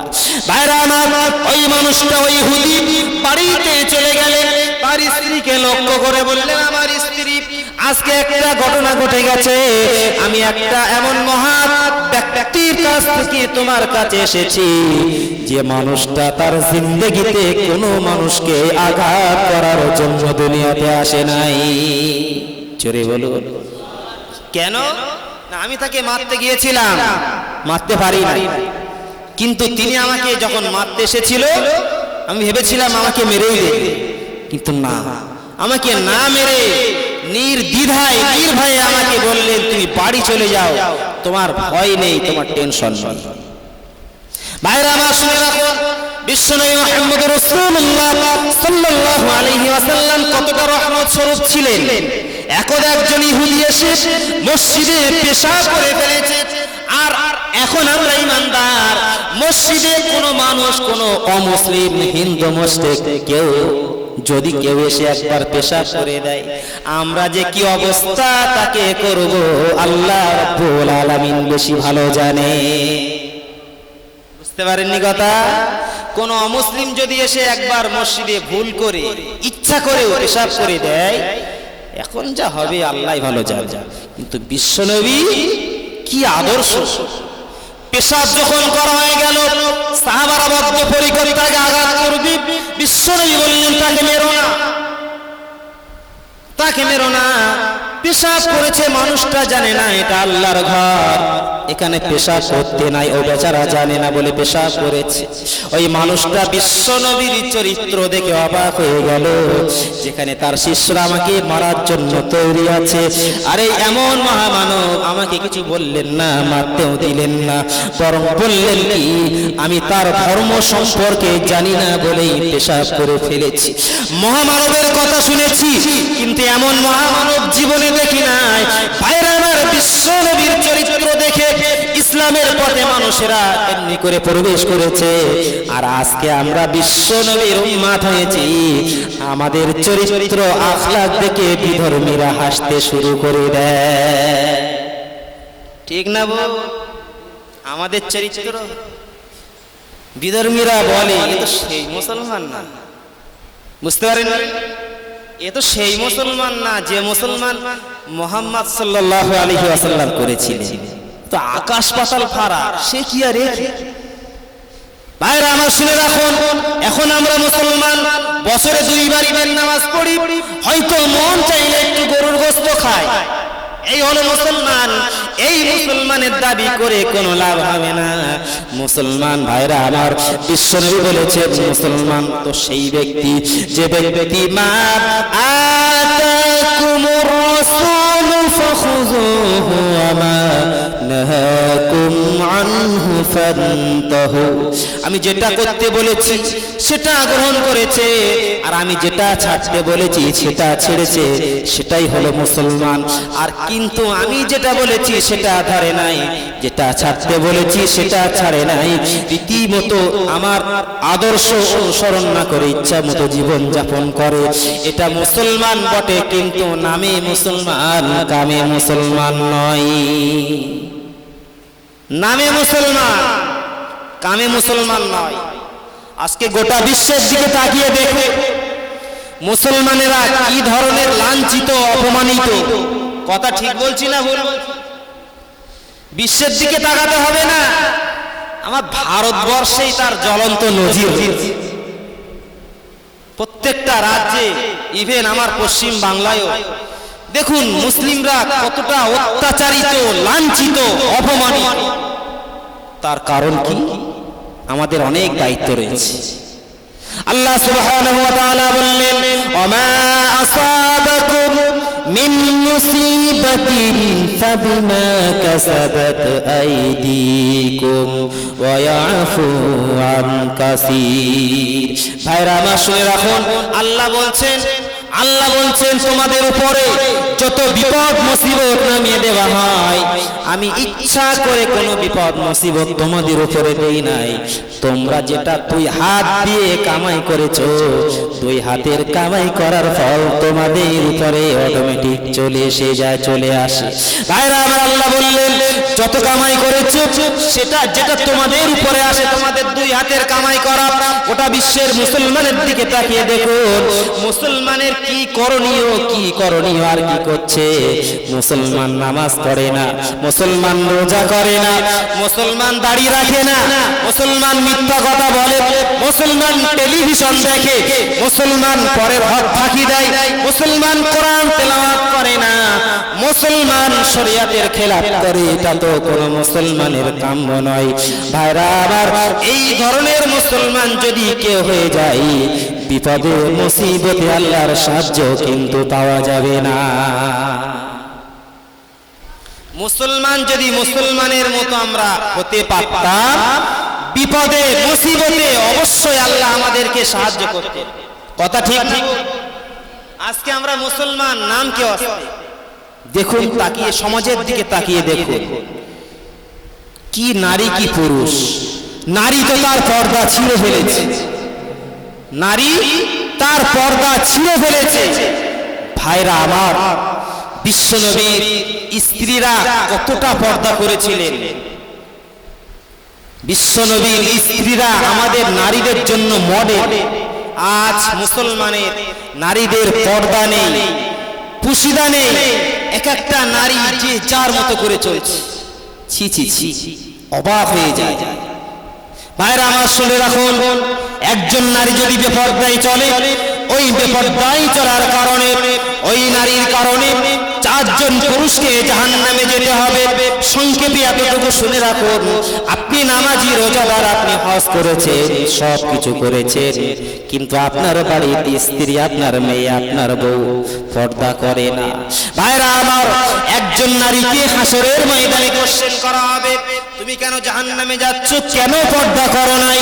নারী সেদিন বলবে, আল্লাহ আমি পর্দা করতে হয় জানি না, জানতাম না আমার বাপ তেমন কড়াকড়ি করে নাই, পর্দার ভিতরে আসার জন্য তেমন কিছু বলে নাই। বাপকে ডাকা হবে, বাপ যদি হজ করে, বাপ যদি নামাজও পড়ে, বাপ যদি ধার্মিক হয়, যত আল্লাহওয়ালা বুজুর্গ বাপ হোক না কেন, ওই বাপের মেয়েটা যদি পর্দা না করে, বিপর্দা অবস্থায় চলাফেরা করে, হাসরের ময়দানে বাপকে অবশ্যই আসামির কাঠগড়ায় আসতে হবে। বাপ যদি বলে, আল্লাহ আমি আমার নারীকে, আমি আমার মেয়েকে বারবার ইসলামের কথা বলেছি, কলেমার কথা বলেছি, পর্দার কথা বলেছি, কিন্তু আমার মেয়ে আমার কথা শুনে নাই, ভ্রুক্ষেপ করে নাই, ওগো রব্বুল আলামিন আমার দায়িত্ব রীতিমতো আমি পালন করেছি। ভাইরা আমার, বাপকে বলা হবে, বড় ভাইকে বলা হবে, তারপর স্বামীকে ধরা হবে, তারপর বড় ছেলেকে বলা হবে, তোমার স্ত্রী, তোমার বোন, তোমার মেয়ে, এরা কি পর্দা করতো? না, করতো না। কেন করতো না? তোমরা কি করতে বলেছিলে?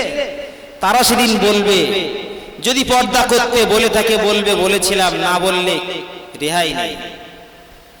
ভাইরা আমার, মেয়ে জাহান্নামে যাবে, বাপকেও জাহান্নামে যেতে হবে। মেয়ে জাহান্নামে যাবে পর্দা না করার কারণে, স্বামীকেও জাহান্নামে যেতে হবে। মেয়ে জাহান্নামে যাবে পর্দা না করার কারণে, তার বড় সন্তানকেও জাহান্নামে যেতে হবে। সেদিন কোনো উপায় থাকবে না। আমার সমাজে এমনও মানুষ রয়েছে, নামাজ পড়ে, রোজা করে, সব কিছু করে বটে, কিন্তু তার আদরের সন্তান, তার স্ত্রী, তার মেয়ে, তার বোন পর্দা পুশিদা করে না, সেদিকে তার কোনো ভ্রুক্ষেপ নাই। কথা ঠিক বললাম না ভুল বললাম? আচ্ছা, আপনি নামাজ পড়ে, আপনার স্ত্রীটা বেপর্দায় চলে, তাকে পর্দায় ঢোকা। আপনি নামাজ পড়ে, আপনি আল্লাহওয়ালা, আপনার বোনটা পর্দা করে না, আপনার মা পর্দা করে না। একটা নারীর জন্য 4টি পুরুষকে যদি জাহান্নামে যেতে হয়, কতটা ভয়ঙ্কর। ভাইরা আমার, ফিরে আসুন, ফিরে আসুন। রাসূলুল্লাহ দুনিয়াতে এসেছিলেন উত্তম আদর্শ নিয়ে, তার লাইফটাই গোটা বিশ্বের মানুষের জন্য উত্তম আদর্শ। আজকে আমরা রাসূলুল্লাহর আদর্শের দিকে ফলো করছি না, আমরা ফলো করছি কোন দিকে? সেই সমস্ত খেলোয়াড়, নায়ক আর নায়িকা, গায়ক আর গায়িকার দিকে ফলো করে, নায়ক নায়িকা, গায়ক গায়িকাকে ফলো করে আমার আপনার ঘরের ছেলে আর মেয়েটা তাদের মতো অনুসরণ করতে শুরু করেছে। কথা ঠিক না? ভাইরা, আমি অবাক হয়ে যাই। রাসূলুল্লাহ কবরে কাঁদছেন, কেন? আমার উম্মতের কি হবে? হায় রে, আমার উম্মতের উপায়, উম্মতের জন্য ব্যথায় ব্যথিত। আর এই হারামখোর উম্মত রাসূলুল্লাহর আদর্শ ফলো না করে সেই সমস্ত জাহান্নামের কীট, খেলোয়াড়, নায়ক নায়িকা, গায়ক আর গায়িকা, তাদেরকে অনুসরণ করে তারা যেমন পোশাক পরে এরা তেমন পোশাক পরছে, তারা যেমন চুল কাটে এরা তেমন চুল কাটছে, তারা যেভাবে কথা বলে এরা সেভাবে কথা বলে, তাদের আখলাক চরিত্র এদের লাইফে এদের জীবনে এরা বাস্তবায়ন করছে। কি হবে? ফিরে আসুন, ফিরে আসুন। তারা আমার আপনার চরম ক্ষতির সম্মুখীন করে ছেড়ে দেবে। রাসূলুল্লাহ কাঁদছেন, ফিরে আসুন। ভাইরা আমার, আমি বেশি লম্বা চওড়া করব না, হুজুর এসে গেছে। এখন আমি তার আগে সামনে জায়গা ফাঁকা আছে, আপনারা সকলে আসেন বিশ্ব নবীর শানে ছোট্ট করে একটু সালাত ও সালাম পাঠ করি। ইয়া নবী সালাম